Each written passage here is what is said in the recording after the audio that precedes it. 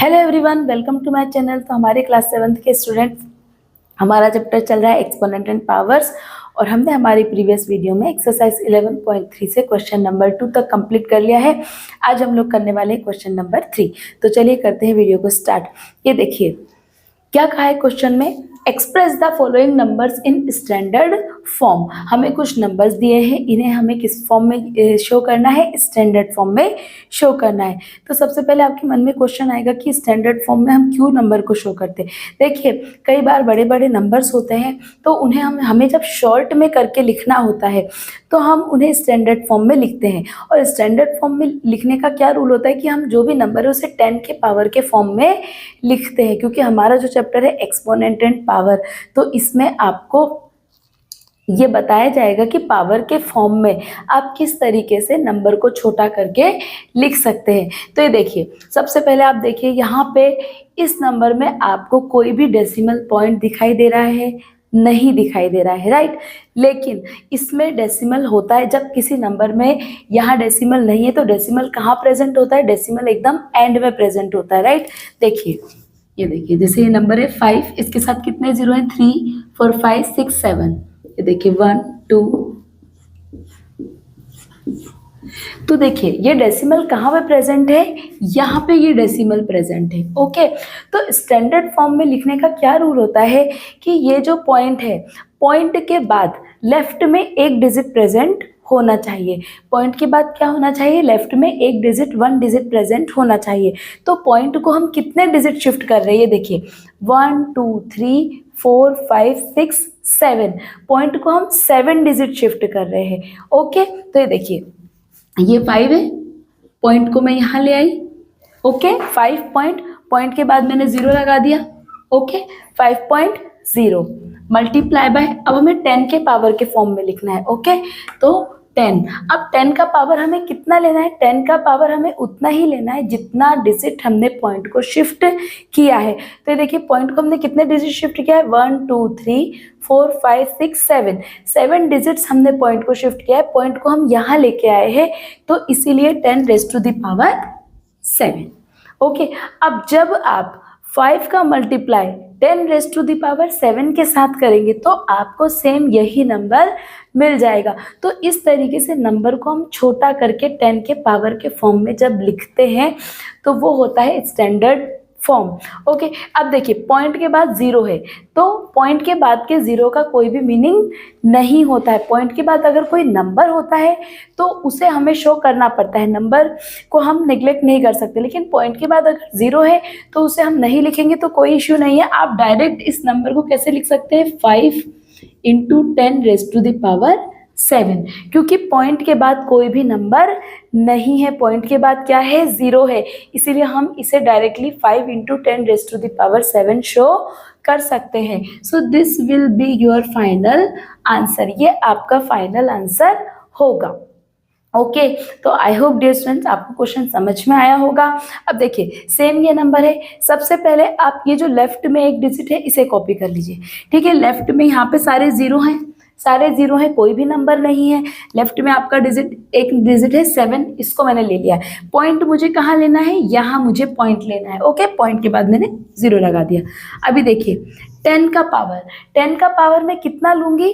क्योंकि मेरा पॉइंट अभी कहाँ पे प्रेजेंट है? पॉइंट मेरा यहाँ पर है, ओके। डेसिमल यहाँ पे नहीं है, डेसिमल कहाँ प्रेजेंट है? यहाँ पे। तो अभी देखिए डेसिमल को हमने कितना डिजिट शिफ्ट किया है? 1 2 3 4 5 6 डिजिट शिफ्ट किया है, तो 10 रेज़ टू द पावर 6।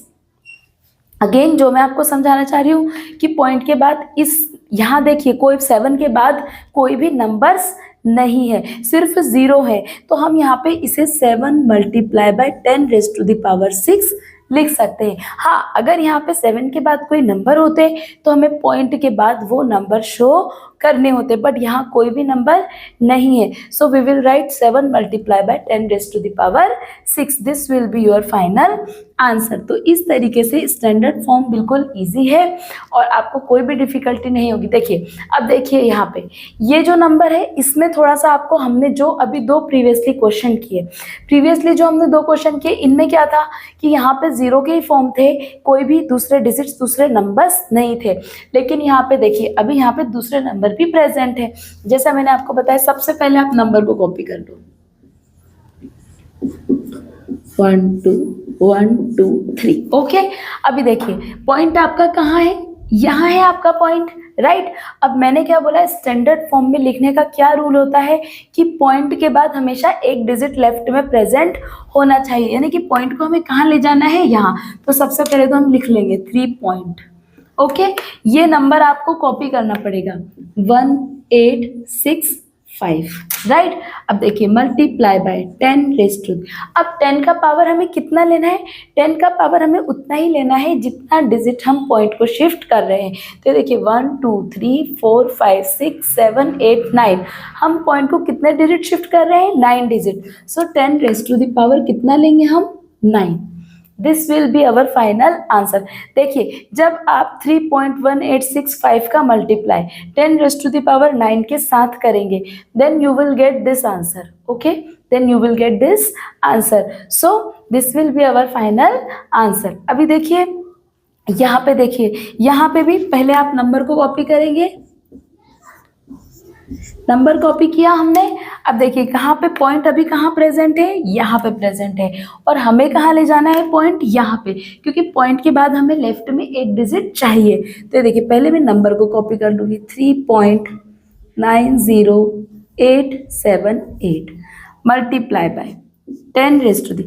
अब 10 का पावर हमें कितना लेना है, देखिए पॉइंट को हम कितना डिजिट शिफ्ट कर रहे हैं, 1 2 3 4 5, पॉइंट को हम 5 डिजिट शिफ्ट कर रहे हैं, इसलिए 10 का पावर भी हम कितना लेंगे, 5। सो this will be our final answer. तो अभी हमने क्वेश्चन 3 के 4 पार्ट्स किए हैं, इसके 2 पार्ट्स और भी हैं, तो वीडियो में बने रहिए, जल्दी से हम इसके 2 पार्ट्स भी कर लेते हैं।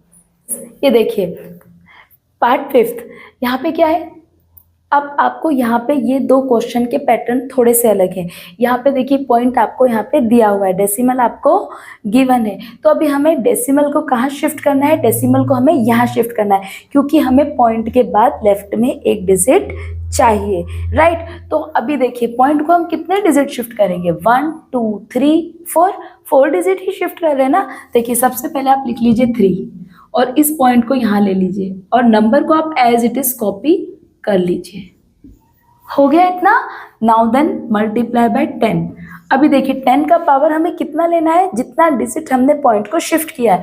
तो पॉइंट हमारे यहाँ था 1 2 3 4 डिजिट हमने शिफ्ट किया है, so we will take 10 raise to the power 4।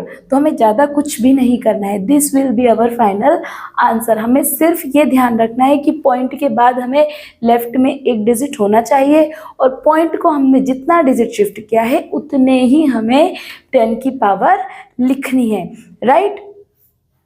और जिस नंबर में आपको पॉइंट नहीं दिया होता है उस नंबर में पॉइंट कहाँ प्रेजेंट होता है, बिल्कुल एंड में प्रेजेंट होता है डेसिमल आपका। अब यहाँ पे आपको डेसिमल गिवन है, ये देखिए यहाँ पे डेसिमल कहाँ दिया हुआ है, यहाँ। सबसे पहले आप नंबर को लिख लीजिए 3, यहाँ पे डेसिमल को ले आइए, नंबर कॉपी कर लीजिए, नंबर कॉपी हो गया, मल्टीप्लाई बाय। अब देखिए 10 का पावर हमें कितना लेना है, 10 का पावर हमें उतना ही लेना है जितना पॉइंट शिफ्ट हुआ है।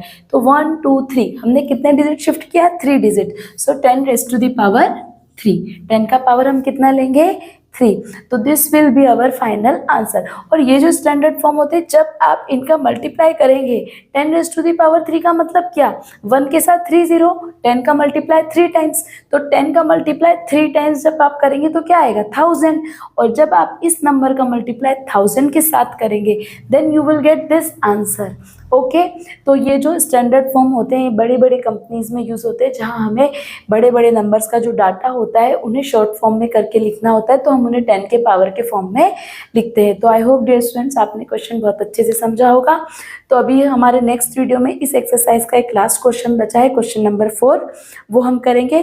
तो नेक्स्ट क्वेश्चन के लिए मिलेंगे नेक्स्ट वीडियो में।